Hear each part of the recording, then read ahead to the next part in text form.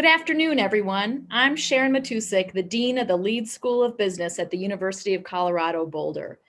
It's my pleasure to welcome you to the 56th Annual Colorado Business Economic Outlook Forum. 2020 has been a tumultuous year for doing business. While we faced arguably the worst recession in generations, there are many signs that the national and state economies are on the mend. The Leeds School is honored to be a partner in this recovery. We were recently named number 21 in Best Public Undergraduate Business Programs by U.S News & World Report. We also rank highly in our entrepreneurship programs, and I'm also thrilled to report that our MBA program has been recognized as one of the fastest ascending programs in the world over the past decade. Like all of you in business, the University of Colorado Boulder has strategic imperatives that guide our actions: shape tomorrow's leaders, positively impact humanity, and be the top innovation university.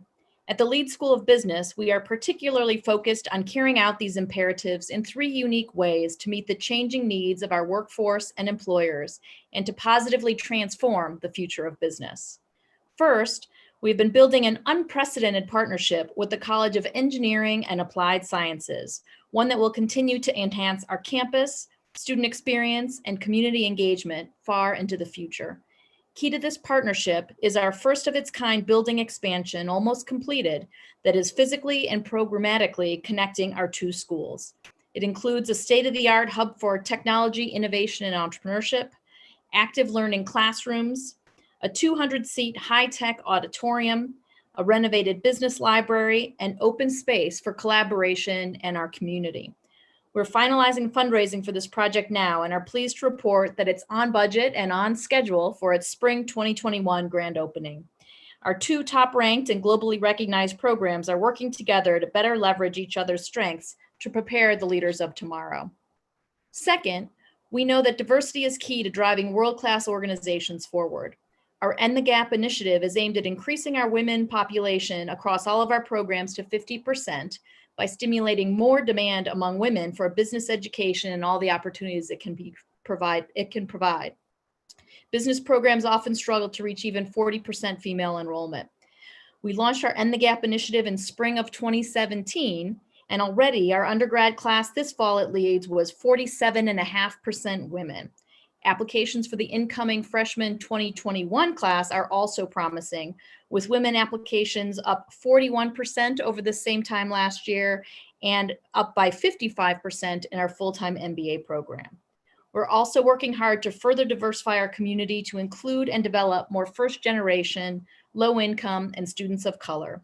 I'm happy to report students of color applications for 2021 are up 39% in our undergrad program and 37.5% in our graduate programs. And finally, through our Career Impact Initiative, we have been partnering closely with top business leaders and influencers to identify the skills most important to lead the business world of the future. We've taken your insights, combined them with the world-class academic talent and insights at Leeds, and developed a transformative learning experience for our students. Combined, these three initiatives are enhancing our ability to prepare students to shape and thrive in the global economy of tomorrow. And we know many of them will become leaders in your organizations.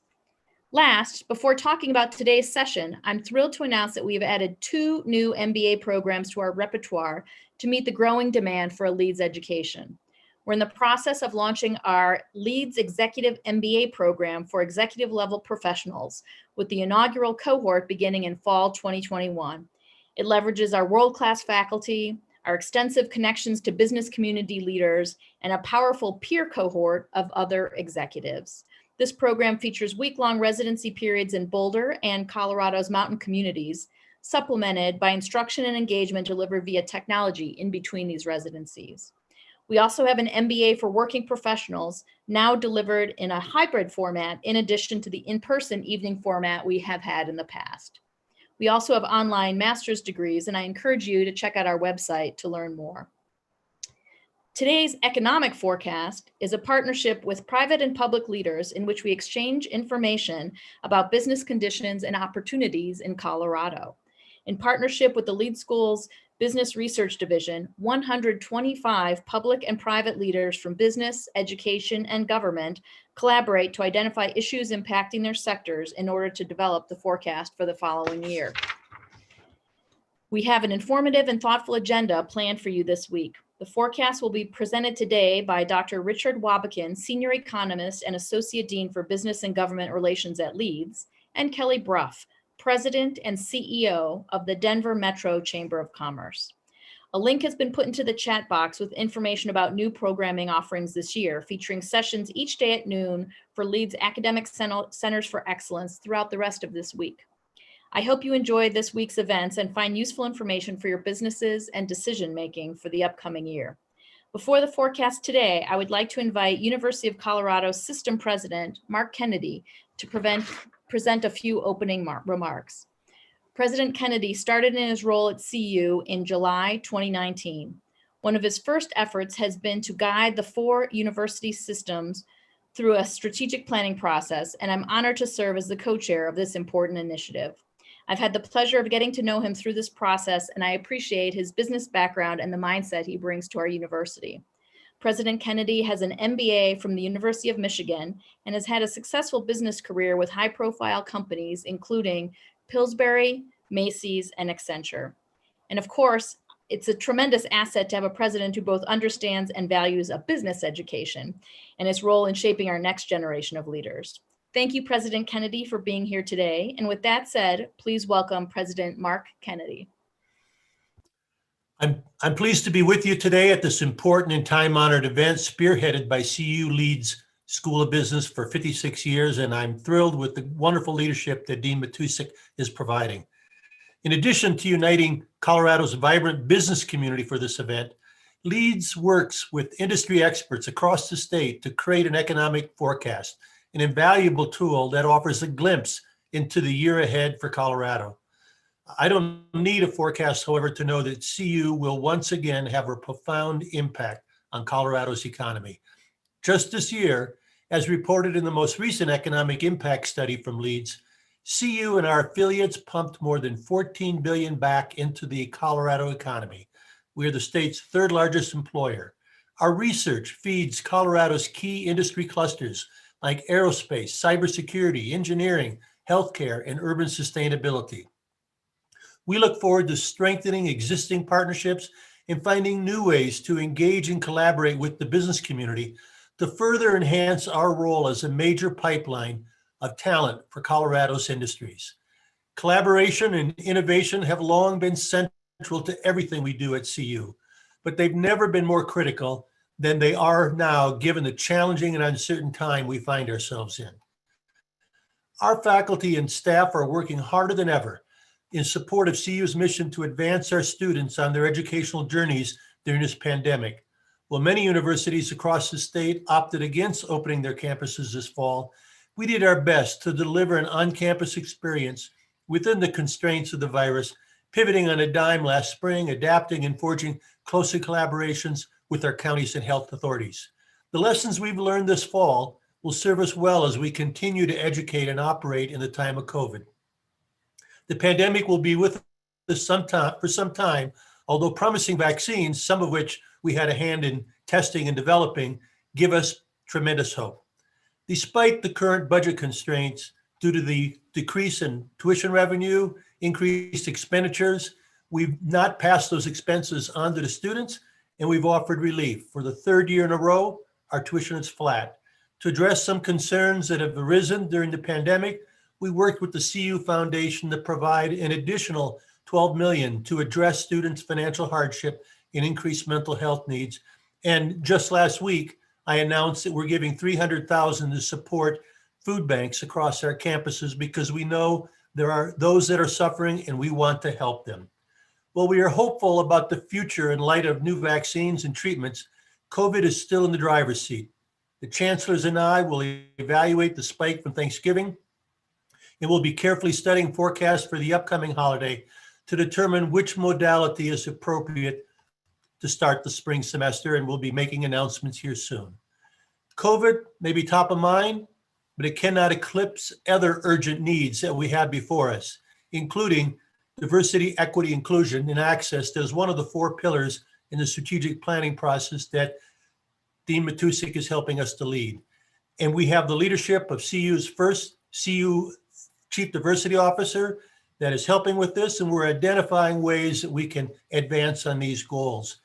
To help further these needs and making sure we're advancing on these initiatives, I'm pleased that CU Foundation agreed to make available $5 million to establish the Diversity, Equity, and Inclusion Innovation Fund, and I'm eager to see the results of that will advance.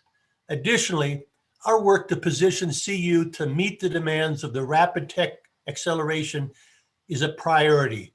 To better reach non-traditional students, to provide more non-degree credentials for which there is an increased demand to continue to become more efficient each year, we must bolster our online portfolio and our technological infrastructure.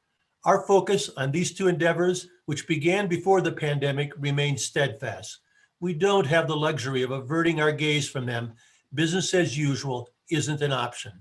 We're entering 2021 in a few weeks, but the world that awaits is closer to the world some expected to arrive in 2025 or even 2030. The adoption of new technological behaviors in response to the pandemic, from video conferencing as we are doing now to online shopping or online learning, means usage has already reached levels that were not expected for many more years. We must quicken our pace to keep up with technology in our digitized world. Our future as a university and our students' future success depend on it. Again, thank you for allowing me to present this snapshot of some of the major undertakings across the CU system. As I said, we'll be looking to build on existing partnerships and forge new ones with Colorado's business community. By working with you, our industry leaders, we can develop the workforce needed for state and the citizens of the state to thrive. Thank you again and have a great conference. Thank you, President Kennedy. And now I'd like to invite Rich Wobbekind and Kelly Brough to present this year's Economic Outlook Forecast. Thank you, Dean Matusik, and thank you, President Kennedy, for your opening remarks. We appreciate the opportunity to share the information from our committees and are thankful for the support of the university, the Leeds School, the Colorado Department of Labor and Employment, the State Demography Office, and our 125 committee members led by the 17 steering committee members that are up on the screen. I would like to thank today's event sponsors, notably Colorado Lending Source and the University of Colorado Office of Outreach and Engagement, whose support is helping us adapt and distribute the information differently this year. It is appropriate to have the Denver Metro Chamber as a participant today, given its integral role in economic development along the Front Range.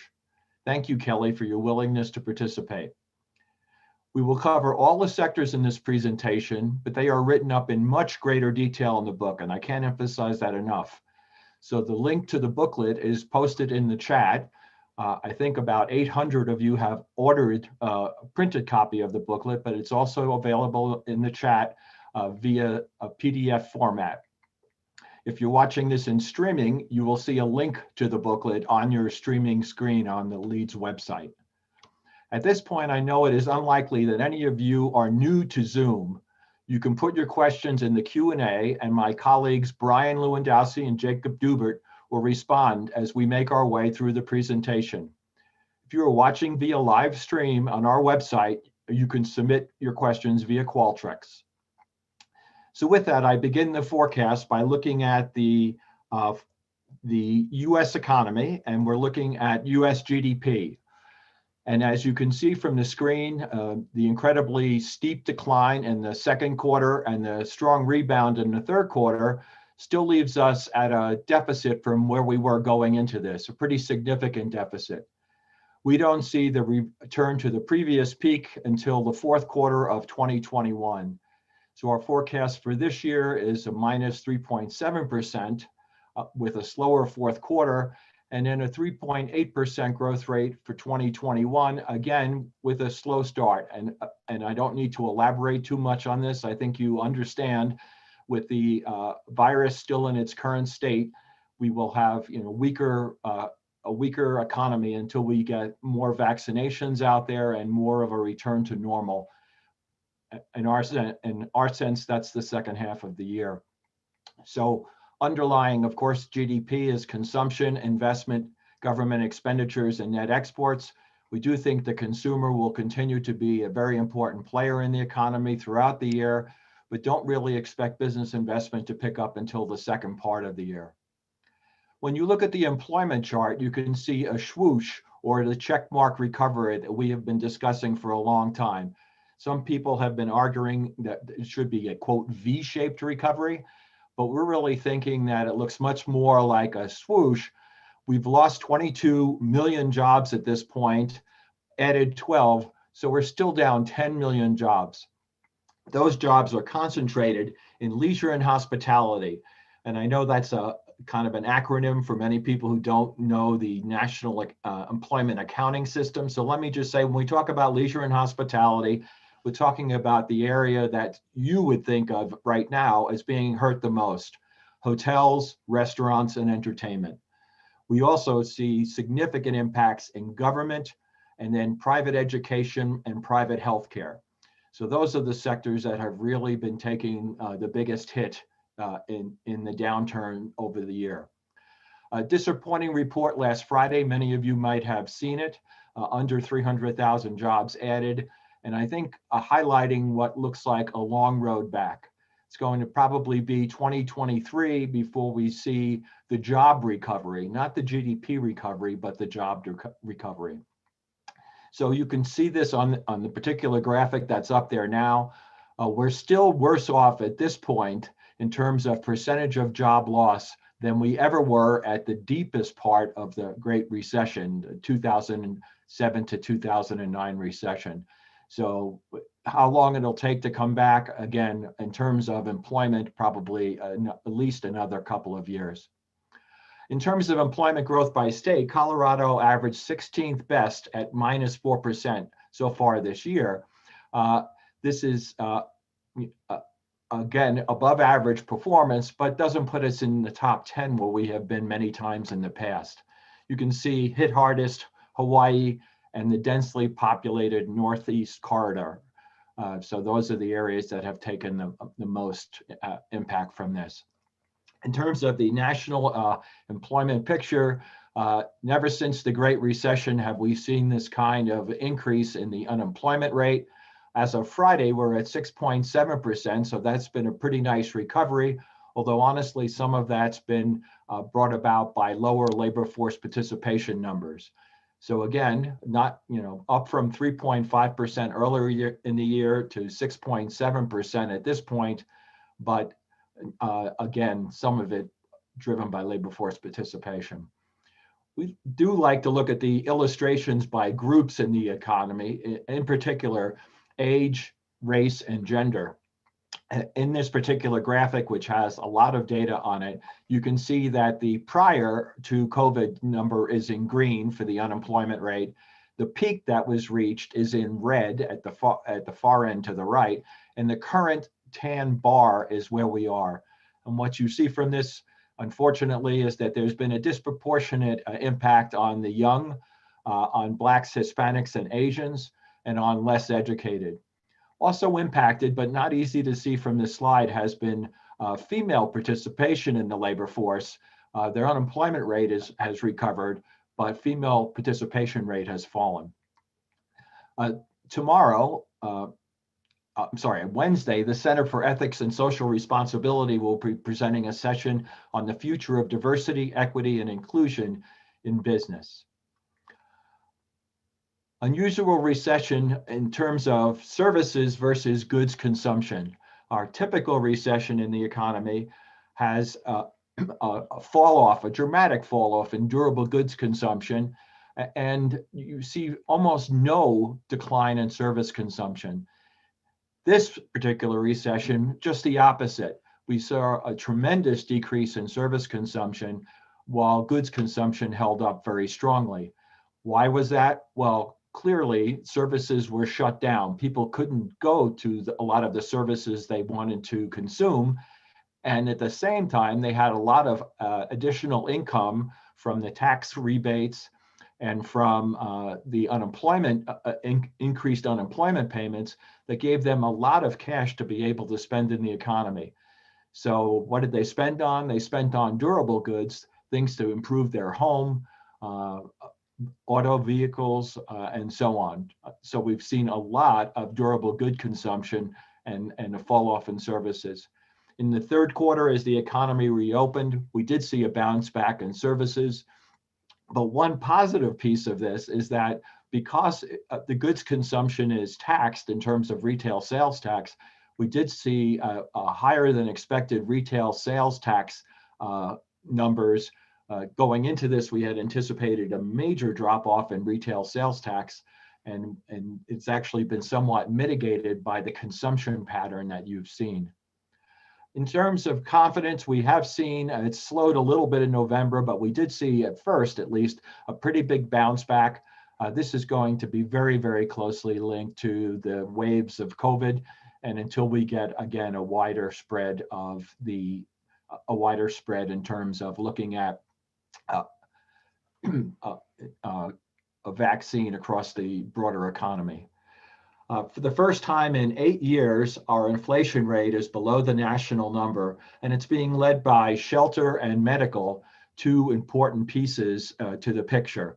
So Colorado historically has had very high inflation rates compared to the national numbers, and now we're seeing a much more modest pace.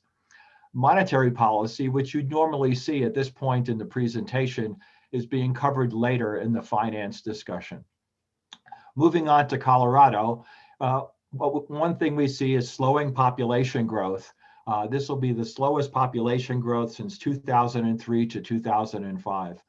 You'll see that 27 counties lost population, 1% growth and overall, and slower rural population growth. But as you can see from the numbers listed on the slide, but we don't know how human behavior may change.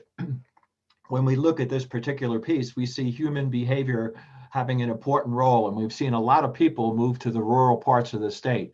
Will they stay in the rural parts of the state, or will they move back to the urban areas once we see a more, quote, normal economy? After the revisions to the data, we expect this year to have a minus 149,000 jobs, which is a 5.3% job loss. And that is dramatic. Next year, we're anticipating 40,000 new jobs, 1.5%. But due to uncertainty, we have put a band around the forecast, multi-year employment recovery, as it will be nationally. Again, we don't expect the employment recovery to happen for several years. There have been big gainers, are areas where we took large losses. This is in our forecast. We anticipate leisure and hospitality and trade to be big gainers, and the largest job loss in 2021 to be in the government area. When you look at employment rates by county, you can see the red parts of the graph are the lowest unemployment rates, and this is occurring largely in the agricultural rural areas. The highest rates in the mountain resort areas where the employment is concentrated in leisure and hospitality. One of the early indicators of the demise and now of the second wave is our jobless claims, which come out weekly. And as you can see from this graphic, unfortunately, we've hit the highest rate of initial unemployment claims since May. When we look at employment by MSA, this is exactly opposite of a year ago, if you will. You can see that the strongest MSAs in the state, Grand Junction, Colorado Springs, and Pueblo, and again, they're all in the top quartile in the US in terms of best positions in labor force. And at the other end, the hottest parts of the state a year ago have moved down much further down the rank. When we look at this employment by wage group, we find that the low income have been the most impacted. And this comes about because the industries that are impacted are lower wage industries. Things, again, like retail, restaurants, hotels, personal services. As we look at labor force participation, it fell off dramatically in April, but has bounced back. What do we know? Labor force participation is highly correlated with age, and Colorado is a younger state.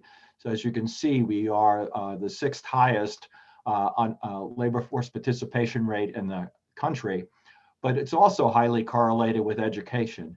And we have a very highly educated workforce, so you would anticipate higher levels of labor force participation. So with that hopefully quick backdrop, Kelly and I will begin to present a deeper dive into each industry. Kelly will start us off with construction. Hey, thank you so much, Richard. Construction has been an interesting industry to watch in 2020. The industry shrank just a little bit this past year, and it was really the continuation of large multi-year projects that supported employment in 2020. We know that there are fewer projects in the planning pipeline, and we're probably going to see that reduction in mid-2021. At the Chamber, we often talk about that policy really impacts our economy, and our businesses in the construction industry is no different. They're facing regulatory and political uncertainty, supply chain challenges because of the virus that were related to disruptions in manufacturing, labor shortages, slowing in migration. But low mortgage rates and high multifamily absorption will support housing activity in the next year. Those employed in construction might face headwinds with a lack of new projects on the horizon. And the committee's annual disclaimer, they always remind us that these multi-year projects can sky the statistics on the value of construction because those projects are recorded when the permit is pulled, not when the work is complete. The total building permits are projected to close out 2020 3.3% higher than 2019. But as we mentioned, with the lack of projects coming in 2021, those permits are expected to decrease about 8.5% next year. Single family permits increased 5% in 2020, coming in at 26,000.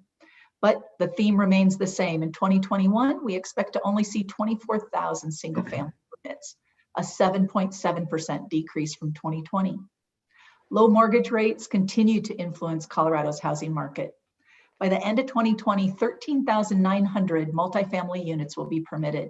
This is a slight increase, but only slight, 0.2% from 2019. A balanced rental markets and slowing in migration continue to influence multifamily construction. Demand for housing is keeping pace with supply for sure. With so many people moving here, new units are rapidly absorbed, though at a decreasing rate of what we've seen in the past. Housing unit growth has surpassed household formation for the last 3 years, which is easing some of the price pressures, thank goodness. But the ratio of housing units to households is still close to record lows that we saw in 2016, as you can see on the chart. You can see the easing price pressure through the Federal Housing Finance Agency's Home Price Index. The FHFA home prices appreciated 4.6% in the third quarter 2020, year over year. That brought Colorado to nearly just about right in the middle for the nation, 26th for appreciation. In 2020, only 2 of Colorado's 7 MSAs are in the top 100 MSAs for home price growth. I'll just remind you that Colorado had 6 MSAs just 4 years ago. And what's interesting is, where do you think those were? They were not in the Northern Front Range. You were right if you guessed a little further south. Pueblo and Colorado Springs are where we saw that growth. With more balanced market conditions, renters can celebrate the cost of living of rent leveling out a little bit here, coming in at an average of $1,447. Across the state, rents are essentially unchanged year over year. The strongest rent increases were in Grand Junction, up 13%, and Pueblo, up 8%. And it was primarily due to low vacancies. In Boulder and Greeley, which contain large student populations, rent actually decreased by 5.5% and 1.3%. So the Buffs have no complaints. Those students can't be complaining about their rent prices anymore. The average multifamily permit value will decrease about 8% to $132,200 this year. Why do you think? Trends towards smaller units and construction activity shifting away from the Front Range. But rising labor and material costs are partially offsetting that decrease. We think this trend will continue in 2021, where the value per unit is expected to rise around 2%, to nearly $134,800.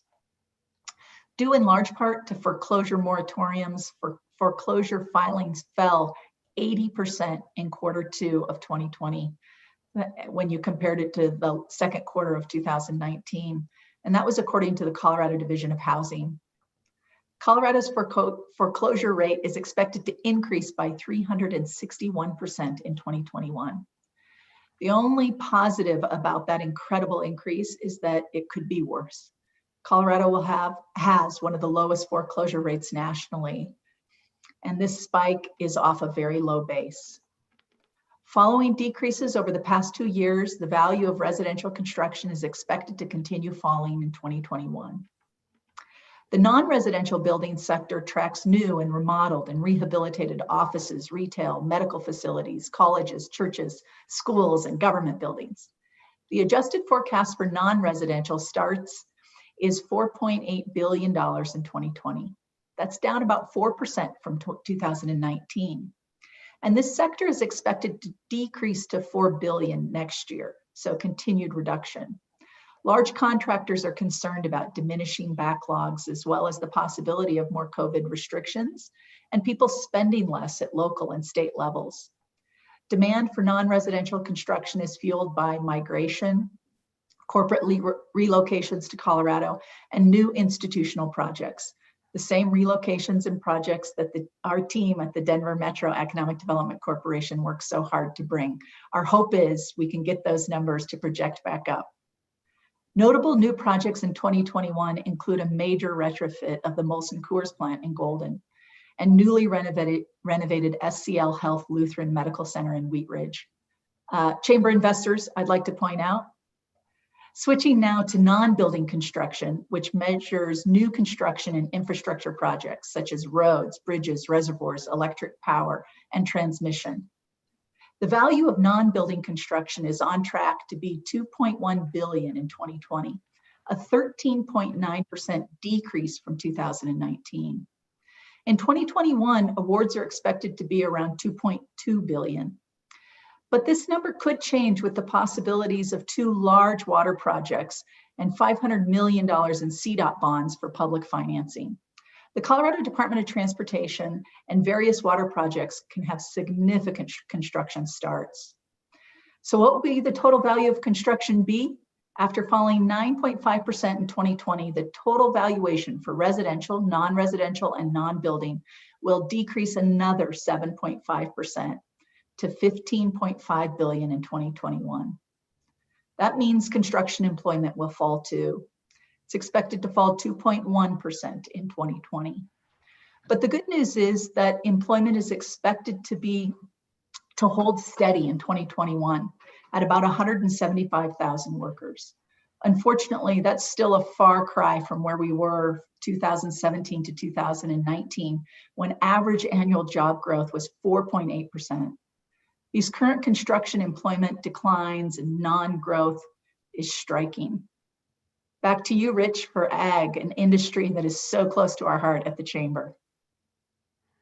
Despite a pandemic, droughts, fires, early snow, and late freezes, agriculture fared better than many other sectors. The sector was able to adapt to food consumption changes as Americans increased their spending at grocery stores instead of restaurants. Like other businesses, though, the pandemic wreaked havoc on agricultural supply chains and created uncertainty around exports. Net farm income is anticipated to decrease by $200 million in 2020 to $1.7 billion, then rebound slightly to $1.8 billion in 2021. The record income of $1.9 billion in 2019 was primarily fueled by major declines in expenses and increases in government payments, meaning that net income growth is not sustainable unless cash receipts grow. After a $150 million decline in cash receipts from 2019 to 2020, cash receipts are expected to rebound by almost 5% in 2021 to $5.1 billion. Although the ag economy benefits from environments that are naturally socially distanced, many meat processing plants had to temporarily shut down due to COVID-19. Precautions are now in place, and the sector once again demonstrated its ability when ranchers pivoted to direct-to-consumer marketing with the many food service shutdowns. Colorado's major crops of corn, wheat, and hay. Wheat farmers in 2020 saw a reduction of more than half, with production declining from 98 million bushels to 41 million bushels. On top of a La Nina weather pattern foreshadowing dry growing conditions, wheat prices are held lower by plentiful world stocks. Cash receipts for corn are also down, a result of drought and no anticipated price improvement. The success of hay producers will be dependent on maintaining enough irrigation to match the increased demand due to limited grazing. If drought conditions continue through the winter, hay prices will increase. Cash crops are forecasted to decline by just over 5% in 2021 to 2.2 billion. This follows the 7% decline in crops cash receipts from 2019 to 2020. These declines are in part the result of both La Nina weather conditions and lower prices. As the agriculture continues to be threatened by extreme weather and trade uncertainty, it will have to weigh its reliance on federal payments, such as crop insurance and the Federal Market Facilitation Program. Manufacturing is a big industry in Colorado, $26.5 billion. That means it's about 6.7% of the state's nominal GDP in 2019. The industry has benefited from renewable energy investments, breweries, cannabis, aerospace, and healthcare. And being the overachievers that we are, Colorado's manufacturing sector outperformed the nation. Through October of 2020, Colorado's average employment year to date was down less than 1% compared to 4.6% national contraction in this industry. Following an estimated 900 jobs lost in 2020, manufacturing jobs are anticipated to rebound with 2,400 jobs in 2021. Data also indicates that employment has already rebounded from the jobs initially lost in the pandemic. Although demand for Colorado products has remained strong amid the recession, employee COVID outbreaks and supply chain disruptions threaten recovery. On top of what we were already seeing pre-pandemic, the drought, political tensions, oil and gas volatility, sluggish healthcare demand. Non-durable goods are a bright spot in Colorado's manufacturing, thanks to growth in food and beverage manufacturers and the increasingly important cannabis sector. For reference, non-durables generally last less than a year.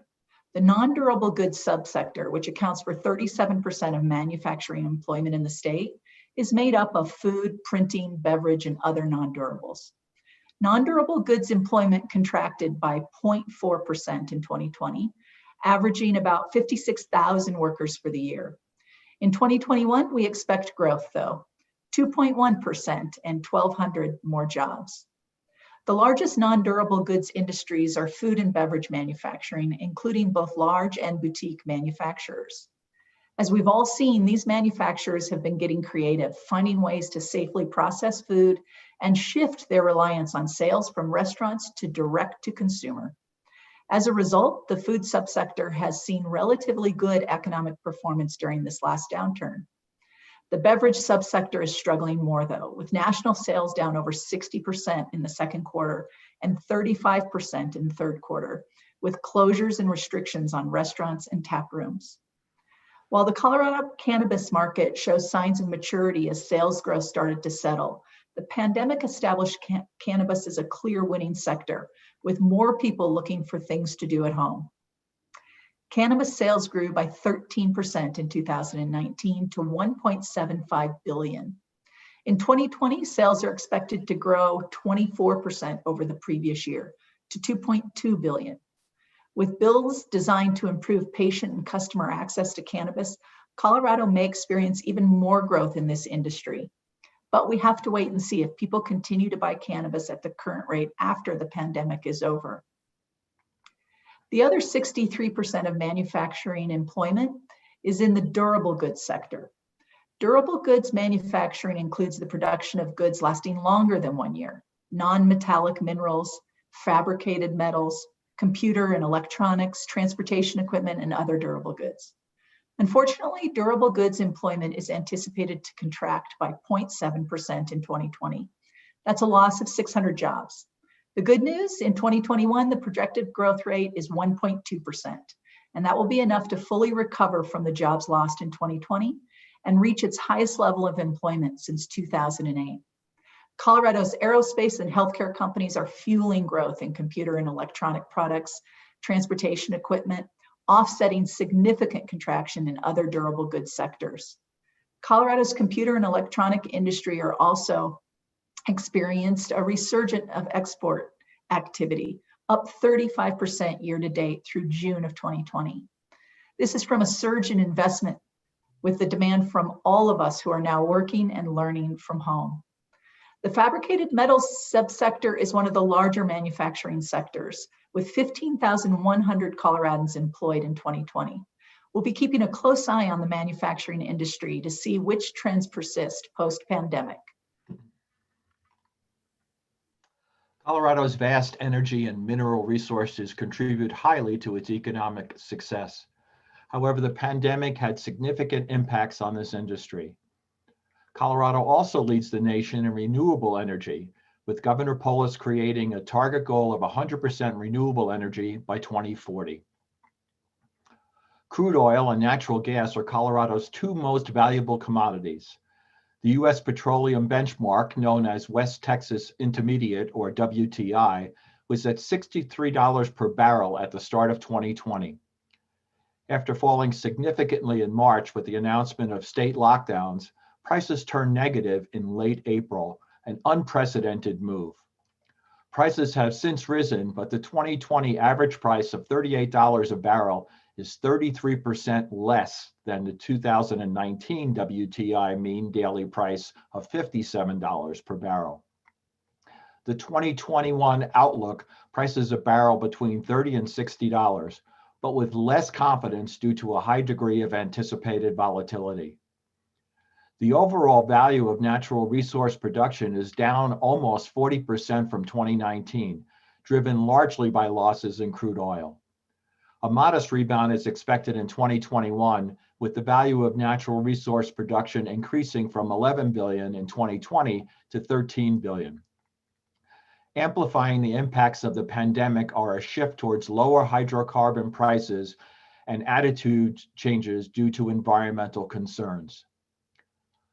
Colorado ranks 5th nationally in crude oil production and accounts for over 4% of U.S. production. Production in Colorado hit an all-time high in 2019 with just over 190 million barrels.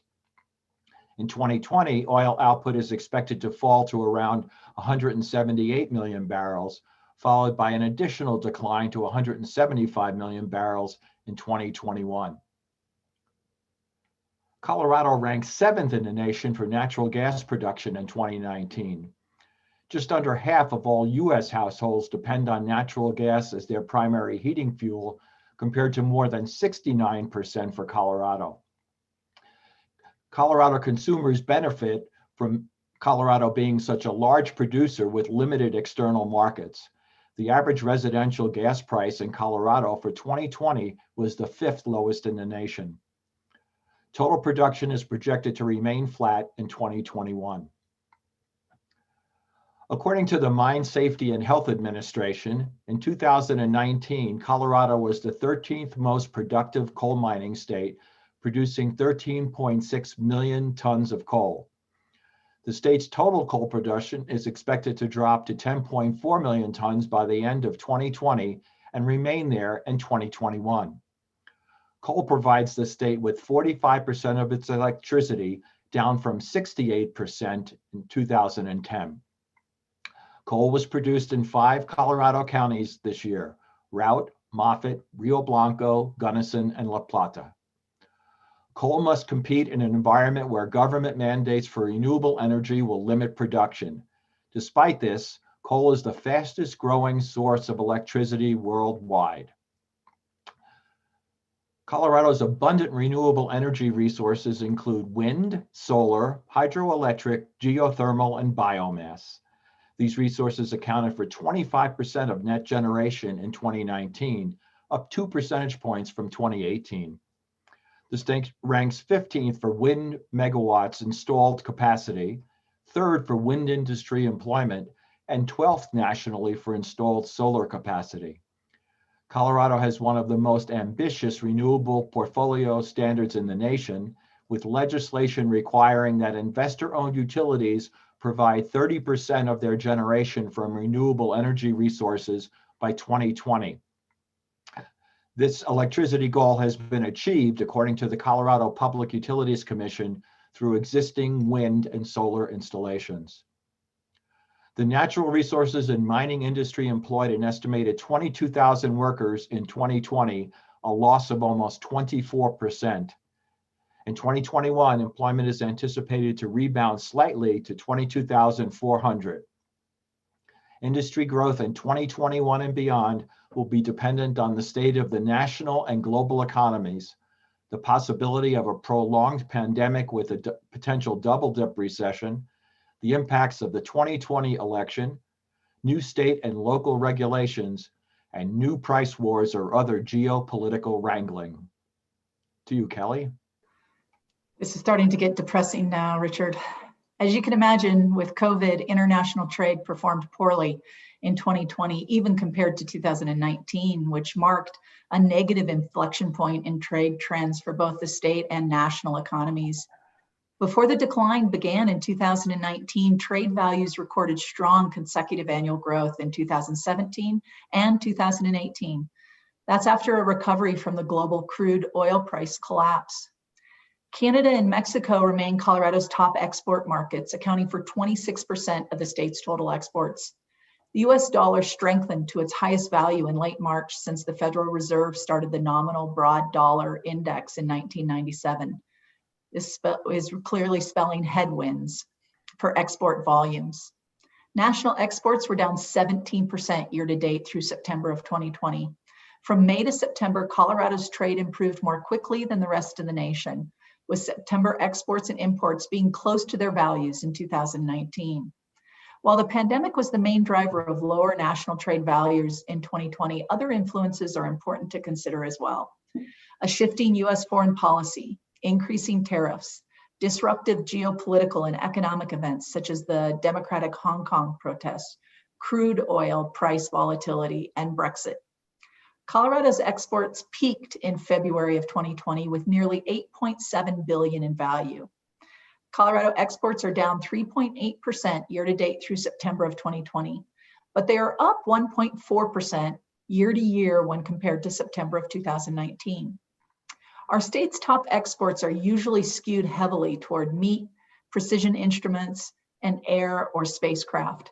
Colorado also has a stronger representation of electrical equipment, industrial machinery, articles of iron and steel and aluminum products compared to the nation. It should be noted that trade statistics at the state level quantify only goods, not the value of service exports. Colorado's food and agricultural exports were $1.1 billion year to date through August of 2020, on par with the same time frame in 2019. Considering what this year brought, this was a strong result and reflective of the ever-present demand for food. As is often the case for Colorado, the top 5 export markets are Canada, South Korea, Mexico, Japan, and China. We begin the discussion of the services producing sectors by looking at trade, transportation, and utilities, the largest employment sector in the state. More than 1 in 6 Colorado workers are employed in TTU. The sector lost an estimated 10,600 jobs in 2020, or 2.2%. It is expected to grow 3.1% next year to 481,500 jobs. Colorado's wholesale trade sector employs nearly 108,000 workers, with most of these in durable goods. Employment is projected to decrease by 2,300 jobs in 2020, but will add back 1,600 next year. Colorado's retail trade sector employs over 262,500 workers, roughly 1 in 10 Colorado workers. Recent data regarding consumer spending, which fuels the retail trade sector, is some cause for optimism. After the depressed levels seen during the spring lockdown, consumer confidence has rebounded. Employment is projected to decrease by 9,700 jobs in 2020 before adding 7,500 in 2021. The retail sector accounts for $111 billion in sales in 2020. Big box retailers and online sales have experienced robust growth in 2020, and car buying has recovered, particularly in the latter part of the year, after a sharp drop in the spring. But gas stations, clothing stores, electronic stores, and furniture stores have all struggled. Major shopping centers were also forced to close, causing many stores to close permanently. Most forecasters expect retail sales to continue to improve strongly into next year, although the outlook for holiday sales is uncertain. Current estimates have retail sales climbing 5% in 2021. The transportation and warehousing sector includes airlines, trucks, pipelines, and others. Colorado has a total of 14 commercial service airports, the largest of which is Denver International. In 2019, it was the 5th busiest airport in North America and the 16th busiest in the world. For the year-to-date period ended October 2020, Denver International Airport's passenger traffic declined 45.4% compared to the same period in 2019. Airline traffic at Denver International is expected to remain at a decreased rate into 2021. Daily throughput at TSA security checkpoints has proven to be a real-time indicator of passenger traffic during the pandemic. In the summer peak travel period of July and August, Denver was the busiest U.S. airport for volume through TSA checkpoints. The primary reason being the reliance of larger airports on international travel, which has seen a much slower recovery than domestic travel. Colorado has maintained competitive electric and natural gas rates while becoming a national leader in clean energy and energy efficiency. Electricity rates fell slightly with lower fuel costs. The simultaneous shift to working from home boosted residential electricity sales while non-residential sales crashed, the net result being a reduction in total electricity sales. Natural gas rates fell with wholesale prices in 2020. However, despite the lower prices, favorable weather and the economic slump resulted in a decrease in natural gas consumption compared to 2019. Colorado electricity consumption is projected to decrease 0.8%, while natural gas consumption is projected to increase 0.1% in 2021. Companies in the information sector are responsible for the creation, distribution, and transmission of, you guessed it, information. The information sector lost about 1,500 jobs in 2020. And that won't stop in 2021, with the sector shedding another 1,100 jobs.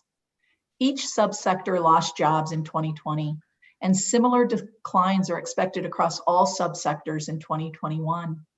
The publishing industry includes any firm that issues print or electronic copies of original works for which they own a copyright. After adding jobs in 2019, publishing overall is expected to have modest employment losses in 2020. Though Colorado newspapers continue to cut headcounts, we're seeing more groups get in the game and a rise of new local news sources such as the Denver Gazette. The coronavirus furthered this trend toward digital consumption mediums like audiobooks and podcasts. Compared to the rest of the sector, software publishing told a different story, recording its 6th straight year of growth in 2020 with a favorable outlook in 2021. The industry has recorded double-digit increases in establishments, with this past year being no different. And average industry wages in Colorado are more than twice the state average. Software publishers in Colorado range in size from small startups to major corporations, such as Cisco Systems, Google, Hitachi, IBM, and Oracle.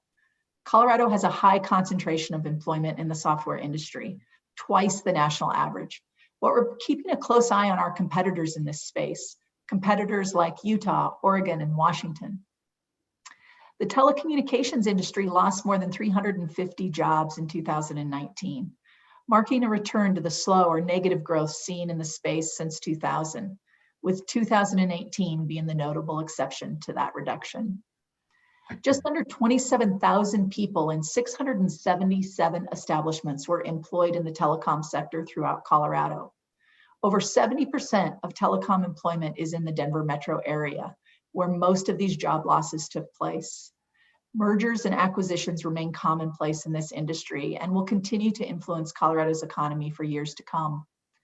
The pandemic has accentuated the need for robust broadband offerings, such as AT&T reported core network traffic was up 20% this year.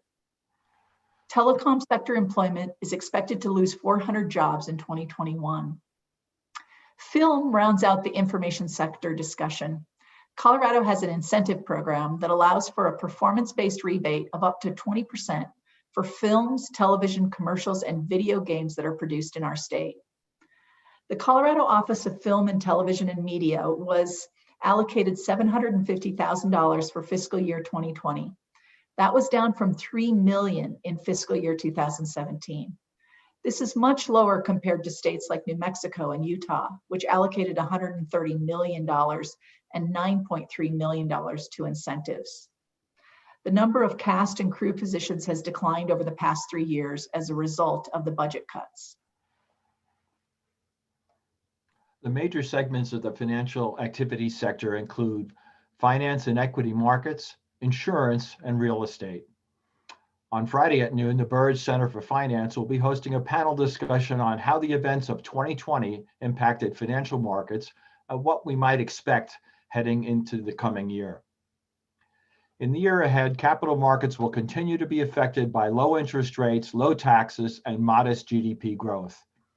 In early December, the markets were at or near all-time highs, with the S&P 500 up nearly 13% for the year, the Dow 4%, and the NASDAQ 36%. As of early December, each of these indices are up 60 to 80% from COVID-induced troughs. Markets have been resilient since stumbling in mid-March, driven by monetary and fiscal policy. Notably, the Coronavirus Aid, Relief, and Economic Security Act, or CARES, signed in April, which injected $2.2 trillion of stimulus into the economy. And the Fed adding $3 trillion to their balance sheet to stabilize the financial markets certainly didn't hurt. Amid accelerated concerns over the pandemic and a faltering market in response, the Fed reinstituted a zero interest rate policy at the second March meeting.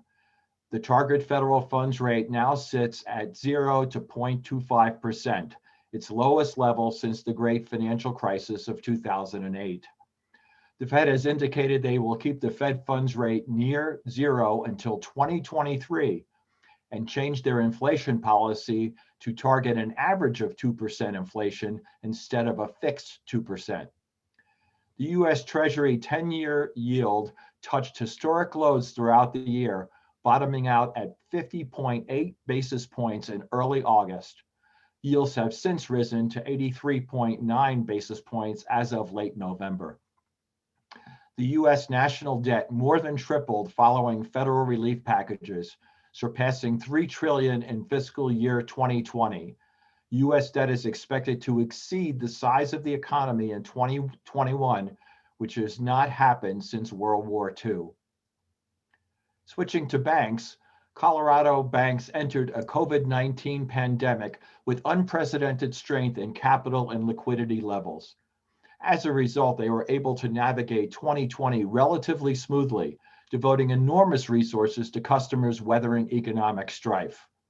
Deposits can serve as a rough proxy for loans and were up almost 21% this year.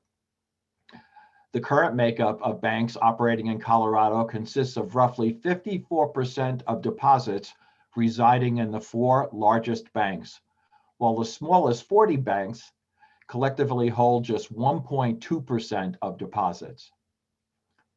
As part of the CARES Act in April, banks distributed $525 billion in Paychex Protection Program, funds from the U.S. Treasury and Small Business Administration.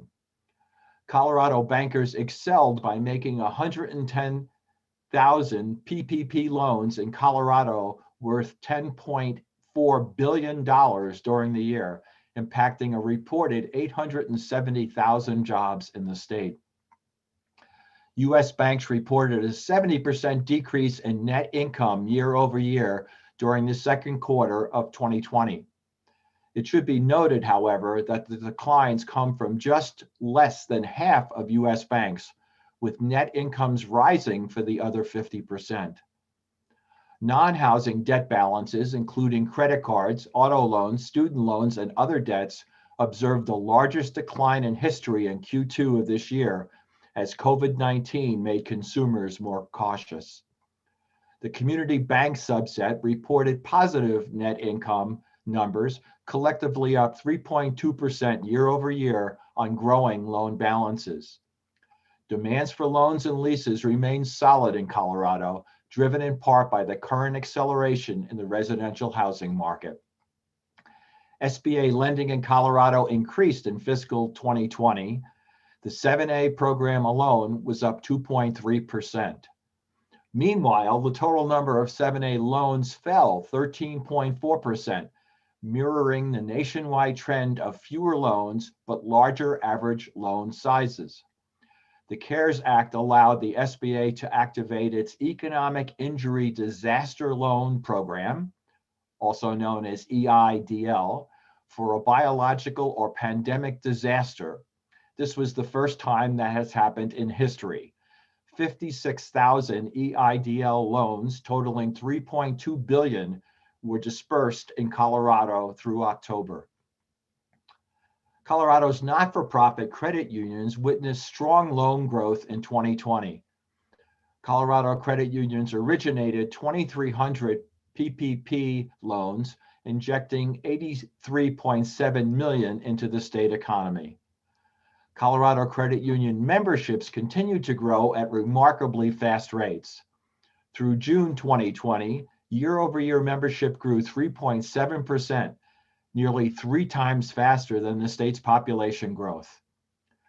Credit union asset quality will likely decline in 2021 with modestly higher loan delinquency and net charge-off rate increases. Despite this, credit unions are expected to remain well capitalized in 2021. The pandemic's effect on commercial real estate has been swift and uneven. Sectors that have been thriving, like hospitality, were decimated. Sectors undergoing a paradigm shift, like retail malls, continued their contraction. Conversely, others, like industrial, strengthened and are expanding. Denver's office market faces significant headwinds during the pandemic, including health restrictions and a lack of capital infusion. Absorption was down and office vacancies rose 1.37 percentage points in the second quarter to 15% in the Denver metro area. Lease rates, on the other hand, grew slightly during the year. The future use and demand for office space is evolving as working from home becomes more integrated and companies choose more closed office designs. Denver's industrial market is primarily driven by distributors servicing a growing regional population, along with service and manufacturing businesses. Strong statewide population growth, acceleration of e-commerce megatrends, and an industry shift towards safety stock warehousing versus just-in-time supply chains led to another year of expansion in the industrial market. The industrial market recorded 42 consecutive quarters of positive net absorption, which goes well beyond the 6-year trend in the 1990s and reflects national industrial market trends. Vacancies remained stable and availability increased as the demand for warehousing and distribution space remains high. Performance in Denver's retail sector was split. While the sector encompasses a number of businesses hit hard by the pandemic, such as enclosed malls, restaurants, and gyms, it also includes businesses that have shown strength, such as online retailers with grocery and pharmaceutical anchors. Owners and retailers alike are also adapting to a new reality. While migration towards the suburbs has helped local retailers this year, the pandemic accelerated fundamental changes in consumer preferences from in-person shopping towards internet-based fulfillment. Vacancies increased during the year to 7.1%, and absorption was negative, reflecting elevated levels of retail business closures in the current quarter. Negative absorption patterns are expected to continue at an even larger scale in 2021. Turning to residential, inventory levels have decreased slightly and remain near historic lows. The Colorado real estate market felt the impacts of COVID-19 in the spring, with subdued buying and selling in April and May. In the months since, however, the market has proved resilient. Residential sales were boosted by corporate expansion into the state, continued household in-migration, and individuals relocating to larger spaces during work from home. The median price of a single-family home in Denver is $509,000. Housing appreciation was strong in 2020 at 8.1%, primarily driven by lack of supply on the market. Overall, the statewide real estate market is expected to appreciate in 2021 due to fast absorption and tight supply. Tomorrow at noon, the CU Real Estate Center panel discussion will focus on the shifting uses for land and buildings, the industry dislocation driven by urban to suburban and even rural migration, and the role real estate can play for rebuilding our communities and addressing issues of equity. Financial activities employment is projected to decrease by 2%, or 3,400 workers in 2020. Though a rebound is projected for 2021, employment in this sector will remain slightly below 2019 levels in the coming year. The professional and business services sector is composed of professional, scientific, and technical services, administrative and support and waste management services, and management of companies and enterprises. Unlike many sectors, professional and business services adapted quickly to pandemic restrictions, as many job functions in the sector were able to move quickly and easily to have their employees work from home. Key occupations in professional, scientific, and technical services include attorneys, computer scientists, architects, engineers, and researchers.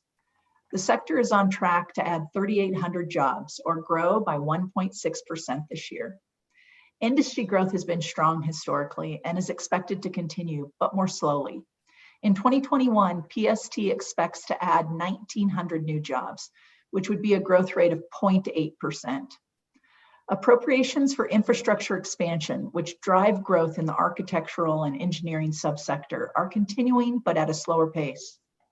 The pandemic created a development paradox, with companies revising their internal work processes and delaying projects while at the same time accelerating other projects because fewer people were on the roads. The computer systems design subsector has seen 10 years of steady job gains. Businesses within this subsector create software, design computer systems, integrate technologies, and manage computer systems. Both established tech companies such as Amazon and Salesforce and emerging players such as Palantir Technologies and SnapDocs plan to expand their Colorado operations in the near future. And again, we're overachievers with Denver ranking 7th for best market for tech talent in 2020. And that was according to CBRE's annual Scoring Tech Talent Report. That's up a spot from 2019. We'll take it. Colorado has one of the most highly trained and educated workforces in the country. It's key to supporting employment growth in this sector. The state has the second highest percentage of bachelor's degree in the nation at 42.7%. That's largely because we're very capable and successful at recruiting highly educated workers from other states. The proportion of people in Colorado with a science or engineering degree is the highest in the country at 39.1%. Don't miss the panel discussion about how entrepreneurial innovation and disruption will move us forward. It's Thursday at noon, and it's hosted by the Deming Center for Entrepreneurship. The one area of PBS that has suffered this year is administrative support and waste management and remediation services. This sector includes establishments that perform routine support activities for operations of other organizations, including employment services, cleaning, waste disposal. Employment services, which is typically an early indicator of future hiring trends, saw a large employment decline due to the pandemic and the variety of industries served. It has an expected loss of 10% in 2020. Employment in waste management and remediation services is also expected to take a hit this year. One bright spot in the sector is in the services to buildings and dwellings. This saw an employment balloon over the course of the year due to the sanitary measures we're all taking in our office buildings. Employment in the sector is expected to contract 12,500 workers, or 7.7% in 2020, before increasing 1.5% in 2021. As a whole, the professional and business services sector is on track to lose about 8,400 jobs, or 1.9% of its workforce in 2020. But employment is expected to add back 4,400 jobs, or about 1% in 2021. The leisure and hospitality supersector includes performing arts, entertainment, sports, recreation, accommodation, and food services used by Colorado residents, tourists, and business travelers. Prior to the pandemic, leisure and hospitality accounted for more than 1 in 8 jobs in Colorado. The industry alone shed 161,000 jobs in March and April and accounted for nearly half of the job losses recorded in the state. Despite improving, the industry will be down an estimated 71,000 jobs in 2020 as a result of the pandemic, but is projected to recoup some of those losses in 2021, gaining 19,200 jobs. 2019 was the 10th record-setting year for tourism in state history, with Colorado welcoming 86.9 million travelers. Colorado tourists accounted for over $24 billion in total spend in 2019. Much of these inflows were taken away in 2020, with total spending decreasing 52%. It is challenging, if not impossible, to quantify the impact the pandemic will have on consumer psyche and habits in the coming years, long after the restrictions have been lifted. Colorado's restaurant industry suffered from the most challenging environment in our lifetimes. Colorado restaurant industry generated $14.5 billion in revenue in 2019, but will lose billions of that revenue in 2020. Restaurants have adapted to state dining restrictions, including focusing on takeout and curbside pickup, to-go alcohol, and outdoor dining. Despite this, the industry has shed nearly 90,000 jobs, and 50% of restaurants say they will consider closing within the next 6 months. The colder months could pose an additional challenge and an additional uncertainty, as outdoor dining may not be feasible. Even though the pace and degree of the COVID-19 downturn is unprecedented, market participants believe the hospitality industry will recover.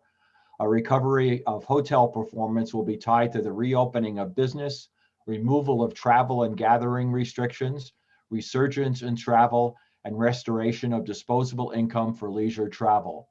Overall employment in accommodations and food services is expected to fall 21% in 2020 before adding 15,000 jobs, or 6.9% next year, as the pandemic subsides in the second half of the year. Much of the Colorado brand includes the varied use of public lands, which account for the majority of outdoor recreation.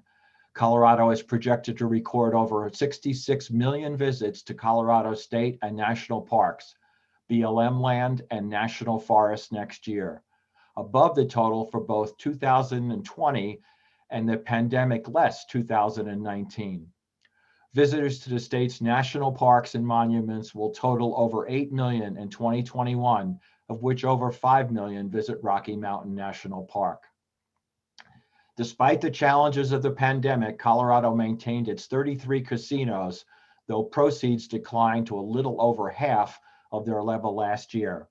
Blackhawk continues to dominate the Colorado casino sector with 15, Cripple Creek has 12, and Central City has 6. The passage of Proposition DD in the November 2019 election served as a boon for the space, though sports betting hit a snag when most live sports were canceled or delayed this year. Still, more than 200 million was wagered in Colorado on sports betting in September.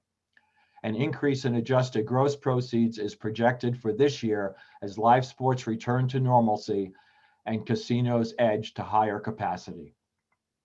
National snow sports visits decreased to 51.1 million in the COVID-shortened 2019-2020 season, the lowest total since Snow Challenge season of 2011-2012.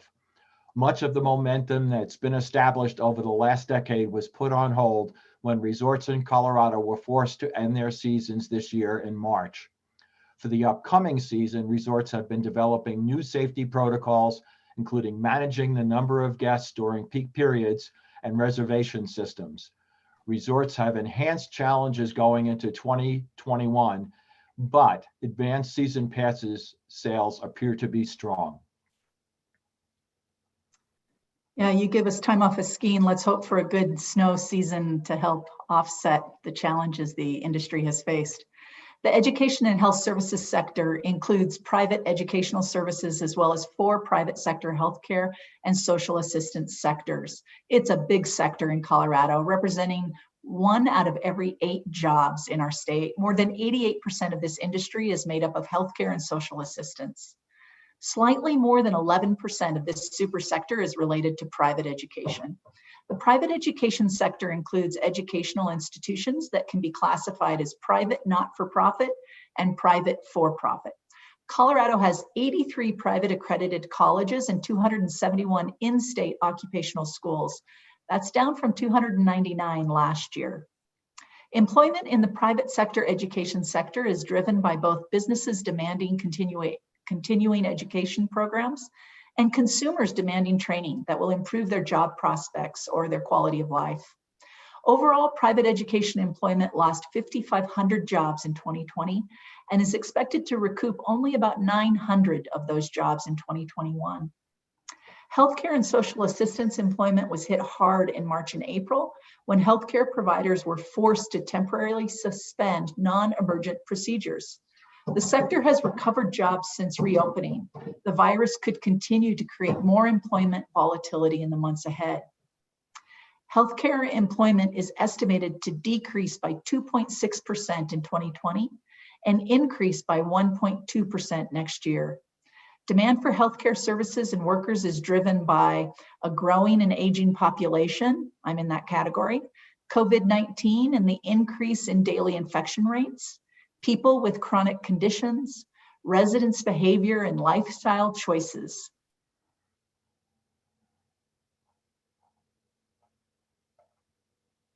My bad, I'm still going. As of June 2020, 7.7 million people had lost their jobs and their employer-sponsored health coverage. More than half of Coloradans were receiving health insurance through an employer in 2019. The rate of uninsured Coloradans has remained stable at 6.5%, but the emergence of COVID-19 will likely cause a shift back to Medicaid and individual markets because more people will be jobless and not able to get their health care through their employer. Between 2019 and 2020, the percent of the population receiving unsubsidized health care increased from 22 to 34%. These individuals are less likely to meet financial requirements to receive government subsidies or assistance with their health care. The education and health services sector is anticipated to contract by 3.8% in 2020. In 2021, employment is expected to grow at 1.3% to nearly 340,000 jobs. The other services sector includes repair and maintenance, personal laundry services, and nonprofit associations. Industry growth is influenced by the demographics of the population, disposable income, and consumer behavior. Many establishments in this sector are heavily dominated by face-to-face interactions and were deemed as non-essential during the lockdown in March, leading to a loss of 21,500 jobs in March and April. None nonprofit places of worship have struggled due to social distancing requirements, and entities dependent on donations have struggled to raise money, with 56% of charities expecting to raise less money in 2020 than a typical year. After declining by 7,100 jobs in 2020, the other services sector is expected to add 500 in 2021. Federal, state, and local government is the second largest employer in Colorado, making up nearly 1 out of every 6 jobs in our state. In 2020, government employment is expected to shrink by 21,700 jobs to a total of 433,600 jobs. Falling tax revenue drove a decline in state and local government, including education. Many governments had to make spending cuts and furlough or lay off employees to balance their budgets. While other industries started to rebound in May, government has recorded the greatest number of job losses and the largest percentage decline of any industry in the state during this recovery. The federal government remains one of the state's largest employers, providing 54,900 civilian jobs. The 2020 census helped bolster federal government employment, but employment is ultimately constrained by the federal budget. Colorado's federal government employment is forecasted to increase by 3.6% in 2020. It is the only subsector of government to grow. A tight budget is affecting our state's employment. Excluding public higher education, state government employment is expected to lose 2,000 jobs, a decline of 3.9% in 2020. Overall, state government will lose 9,000 jobs. Local government employment is projected to contract by 5.4%. To 257,000 in 2020, and it's projected to decline by another 3,000 in 2021. Over half of the municipalities felt their economy was worse this year than in 2019, according to the Colorado Municipal League survey of 173 municipalities in the state. About 2 of every 5 municipalities indicated municipal revenue was somewhat worse than in 2019. Most local governments derive most of their revenue from property and sales tax, so the slump in retail sales certainly has caused fiscal challenges for our local governments. Large cities were decidedly more pessimistic about their overall economic health and revenue, and municipalities on the Eastern Plains were more optimistic than the ones on the Western Slope. Colorado public education K-12 institution, including charter schools, have enrollment of about 913,000 students in the state. Due to the pandemic, many school districts have experienced a 2 to 3% decline in enrollment, which could mean less funding in 2021 because funding is based on the number of students in each district. The repeal of the Gallagher Amendment and the governor's budget proposal to restore K-12 funding back to fiscal year 2020 levels will help school districts in the future, though. Closing out 2020, the estimating committee expects that Colorado's economy is going to lose 148,800 jobs, spanning all sectors. Growth resumes in 2021, with the state projected to add 40,500 jobs, a gain of 1.5%, with only 2 sectors projected to lose. Due to the high level of uncertainty in the forecast, there is an unusually wide confidence interval on next year.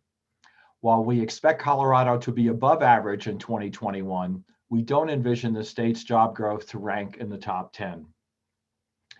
When we look at this picture and try to analyze it, we think of what are the good tailwinds, what are the headwinds we're facing, and there's just how many additional unknowns.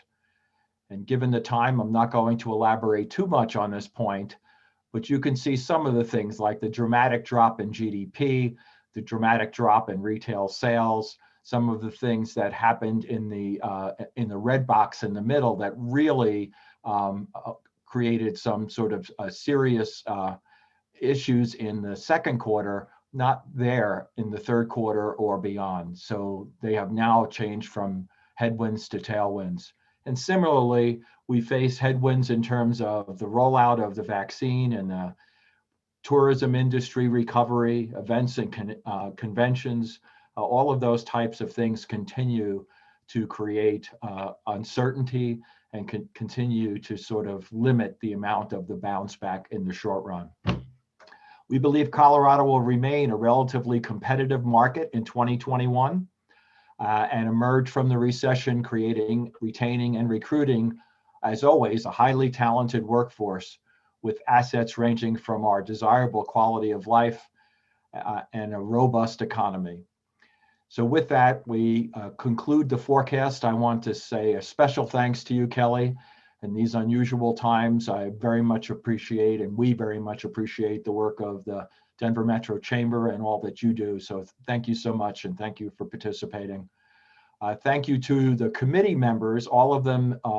You saw the chairs in the beginning of the presentation, but I want to take a moment to thank all the committee members and to acknowledge two long-term contributors who retired this year, Dr. Charles Goldner, who left the Tourism Committee, and Bob Burnham, who left the Natural Resources and Mining Committee. And I have to just take a moment here to thank all of the resources in the Leeds School of Business and the University of Colorado that have made this possible. To tell you that this is less than hundreds and hundreds and hundreds of hours of effort would be a lie. In terms of putting the booklet together, in terms of putting the presentation together, all of the pieces, it takes an enormous amount of time. So my thanks go out to, in the Business Research Division, Brian Lewandowski, Jacob Dubert, and our student assistants, James Donahue, Max Olson, Rachel Long, and Anna Circa. In terms of the booklet production, in addition, Shannon Furness, Kristen Weber, and Denise Mumm. And in terms of all of the streaming and all of the registrations and all of those things, a special shout out to Laurel Page and Megan Maher. And then in terms of promoting all of this, our marketing communications team has been unbelievable, led by Amber Hickory, but Eric, Brad, Tiffany, the whole crew, thank you so much. And at the campus level, Andrew Sorensen and Julie Poppin for promoting this event. Lastly, a thanks to all of you. Your continued support of this event is extremely important, and we miss not being there live, I have to tell you. We really miss seeing all of you and look forward to seeing you next year for the 57th annual BEOF at the Grand Hyatt in Denver. Thank you very much for your time. Thank you, Richard. Thanks for everything you and your team are doing to keep the Colorado business community strong. We're very grateful. Stay well, everybody.